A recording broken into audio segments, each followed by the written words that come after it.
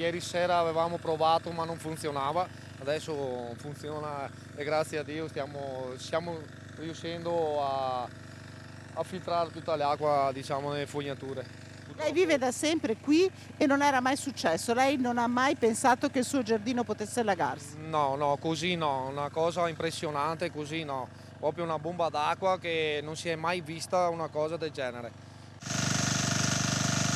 Stavamo cercando di raggiungere un allevamento di tacchini dove questa notte sono morti 9.000 animali, pensate, però guardate cosa ci siamo trovati davanti, la strada è completamente allagata, c'è un camion in panne, un vero e proprio disastro. Siamo veramente in una crisi molto importante, non è mai capitata in questo paese un'alluvione così importante, anche perché ha colpito un territorio molto vasto e noi avendo le valli che sono inigue, dunque le acque vanno tutte a confluire là e passano tutte per Casale, dunque siamo andati in crisi per questo.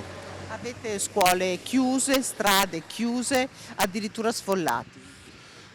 In previsione sì, ci saranno degli sfollati che abbiamo, dunque colgo l'occasione per ringraziare la nostra casa di riposo che ha messo a disposizione delle stanze se ci sono necessità e abbiamo 16 strade chiuse, 13 vie importanti, anche quelle più principali e ieri era chiusa anche Piazza Matteotti, dunque una quantità di acqua così io non lo ricordo mai aver visto a Casale di Scorosi. Quante case avete allagate adesso, sindaco?